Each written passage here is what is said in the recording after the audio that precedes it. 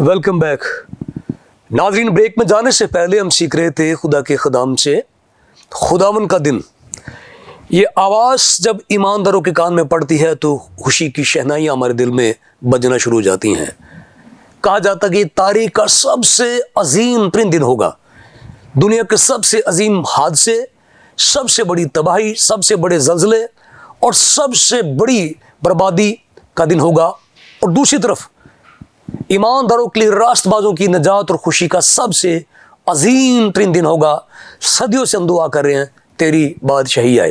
तो ये सारा कुछ उसी से रिलेट है। कुछ लोग इन दिनों में सवाल करते हैं जी वो 7 मोहरें खुल गई हैं, क्या वो प्याले उंडेले गए हैं, इस तरह की बातें हो रही हैं। अभी ना तो कोई मोहर खुली है, ना प्याला उंडेला गया है, ना नरसिंगा फूंका गया है।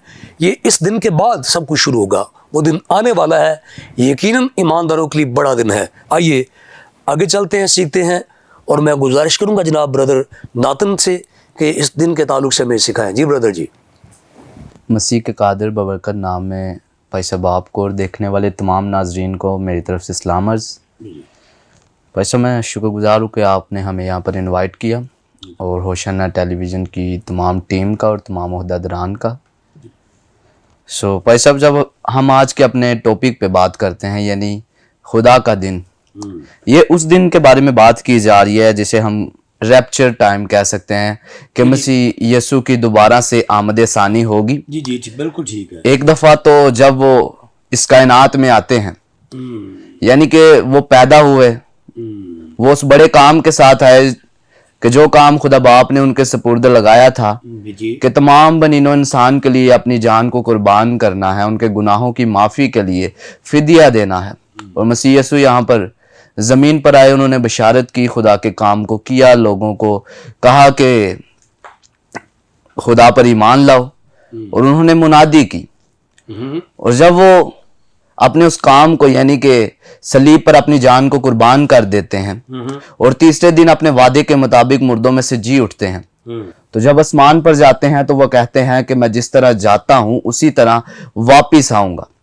और अपने शागिर्दों से कहते हैं कि मैं जाता हूं और तुम्हारे लिए मकान तैयार करता हूं ताकि जहां मैं रहूं वहां तुम भी रहो। यानी कि यीशु मसीह ने अपने शागिर्दों से और तमाम वहां पर जितने भी लोग से उनसे वादा किया कि मैं जिस तरह तुम मुझे जाते हुए देखते हो इसी तरह वापिस आते हुए भी देखोगे। ठीक है। और हमारा इस बात पर ईमान है कि यीशु मसीह एक दिन जरूर वापिस आएंगे, और वक्त बहुत नजदीक है। आमीन, प्रेज़ गॉड। वक्त बहुत ज़्यादा नज़दीक है, क्योंकि अब हमारे मास्टर में हमें ये बात मिलती है, बहुत सी मिसालें हमें मिल रही हैं कि कौम कौम पर चढ़ाई कर रहे हैं, लड़ाइयाँ झगड़े हो रहे हैं। हैकल की तमीर का काम जो सा है वो शुरू हो चुका है, और उसके जोन से बर्तन वगैरह हैं, यानी कि जोन सा उसका साजो सामान जो उसके अंदर रखा जाना है वो सब कुछ वो लोग इकट्ठा कर रहे हैं। तो बाइबल की पेशन गोइयां जो पहले से की जा चुकी थी वो हमें यहाँ पर पूरी हुई मिलती हैं। ठीक है। वो अजीम दिन है, यानी कि जब यीशु मसीह दोबारा से वापस आएंगे और जिंदों की और मुर्दों की अदालत करेंगे। जी जी बिल्कुल बिल्कुल ऐसा ही है। और उस दिन की मार्फत बताया गया है कि कोई नहीं जानता सिवाय बाप के, यानी कि बेटा भी नहीं जानता, किसी को खबर भी नहीं होगी। और हमारी मरकजी आयत में भी हमें ये बात मिलती है। मैं आपके सामने 10वीं आयत को पढ़ना चाहता हूं। लेकिन खुदावंद का दिन चोर की तरह आ जाएगा, उस दिन आसमान बड़े शोरोगुल के साथ बर्बाद हो जाएंगे और अजरामे फलक हरारत की शिद्दत से पिघल जाएंगे और जमीन और उस पर के काम जल जाएंगे। भाई साहब हमें यहाँ पर बखूबी मिलता है कि जब यीशु मसीह दोबारा से आएंगे तो वो एक, जैसे कि हम अपने माशरे में देखते हैं कि चोर जब चोरी करने के लिए आता है तो इस दिन को उससे तशबीह दी गई है, यानी कि किसी को भी पता नहीं होगा, इस बारे में बिल्कुल भी ख्याल नहीं होगा, उनके सोचो गुमान में भी ये बात नहीं होगी।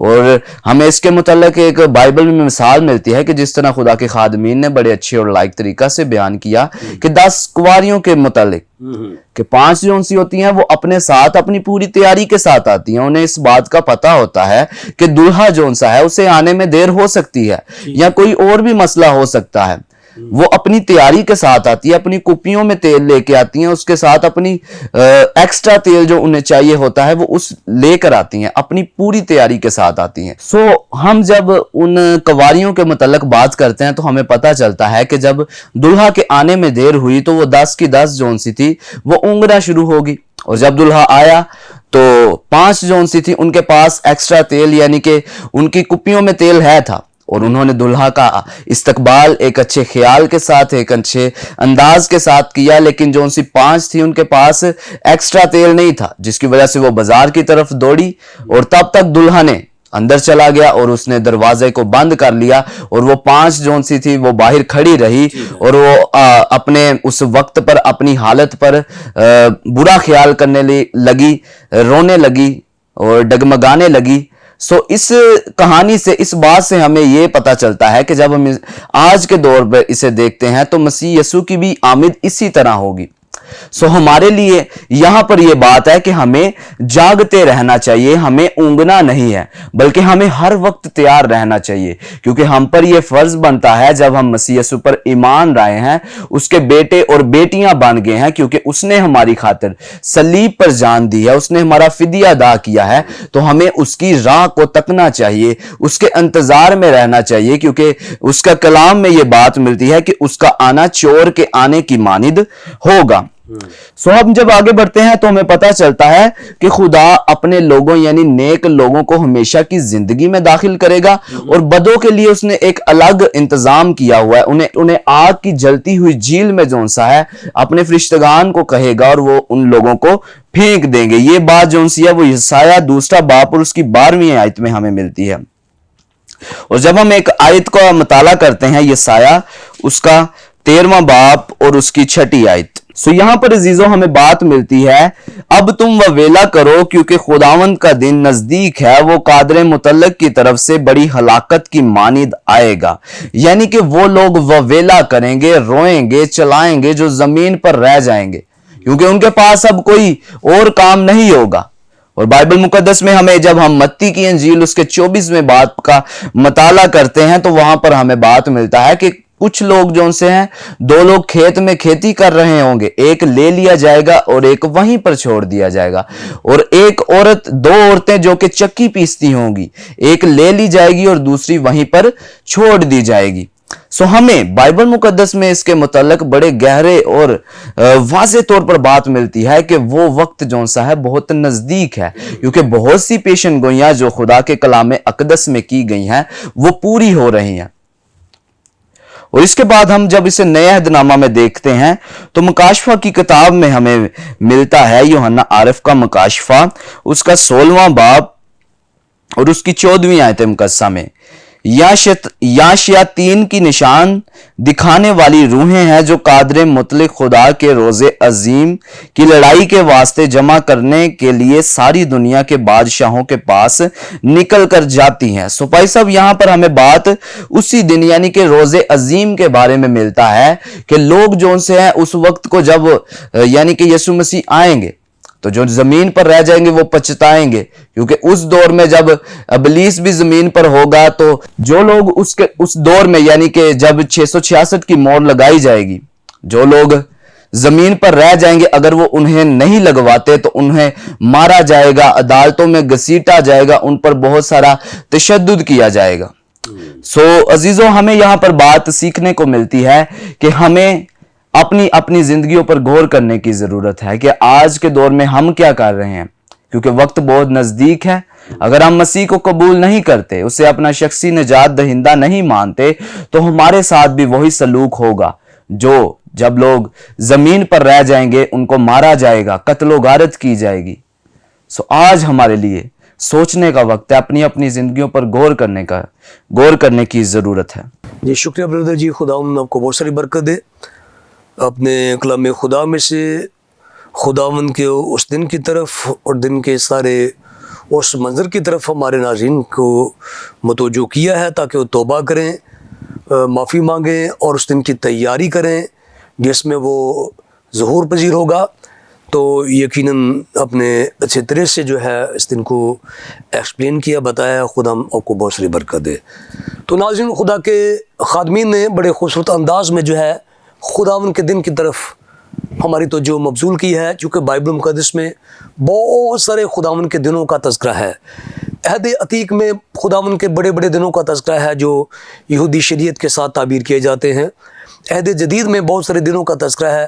ہم بھی بہت سے دن مناتے ہیں، جیسے یوم ولادت المسیح ہے، پھر قیامت المسیح ہے، اور بھی بہت سارے دن ہیں. لیکن یہ وہ دن نہیں ہے. یہ وہ دن عدالت کا دن ہے، ظہور کا دن ہے. اور ایک چھوٹی سی مثال کے ساتھ میں سے وائنڈ اپ کروں گا. ایک مجرم کٹہرے میں کھڑا تھا اور جج صاحب نے اسے اس کے جرم کے مطابق اس نے قتل کیا تھا، اسے سزائے موت سنائی. تو مجرم نے بلند آواز سے کہا، جج صاحب کہ اگر آج آپ نے مجھے سزائے موت سنانی تھی تو یاد کرو اس دن تم نے مجھے کیوں بچایا. جب میں نہر میں ڈوب رہا تھا تو تم نے مجھے بچایا. اور جج کو یاد آ گیا. یہ کہانی اس طرح شروع ہوتی ہے کہ وہ شخص ایک نہر میں ڈوب رہا تھا اور جج صاحب وہاں سے گزر رہے تھے. تو جج صاحب نے ادھر ادھر نے دیکھا، وہ کود پڑے اور اس شخص کو نہر سے باہر نکالا اور وہ بچ گیا.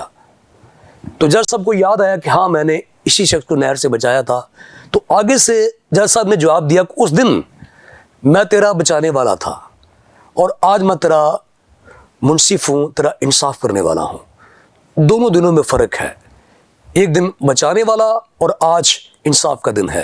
خداوند کا دن اب جو آنے والا ہے یہ نجات دینے والا دن نہیں ہے، یہ انصاف کا دن ہے. مقدسوں کی نجات ہوگی آسمان پر جانے کی، مسیح کے ساتھ جانے کی. لیکن بے ایمان رد کرنے والے لوگ تباہ و برباد کر دیے جائیں گے. اس لیے مجھے اور آپ کو کیسے جینا ہے، پطرس رسول مشورہ دیتا ہے کہ ہمیں اس دن کے لیے پاکیزگی، راست بازی کو اختیار کرنا ہے اور دل سے منتظر اور مشتاق رہنا ہے تاکہ ہم خداوند کے شہر میں چلے جائیں جہاں راست بازی بسی رہے گی. خداوند کو بہت ساری برکت دے. جڑے رہیے ہوشانہ ٹی وی سے اور باخبر رہیے بائبل مقدس کی زندہ لا تبدیل باتوں سے، مکاشفات سے، تاکہ آپ روحانی، علمی، ادبی اعتبار سے ترقی کریں اور خداوند کے نام کو جلال دیں. اب اجازت دیں اپنے ہوسٹ پاسٹر پطرس کو. ملتے ہیں ایک نئے پروگرام کے ساتھ. خداوند اب سب کے ساتھ ہو. آمین.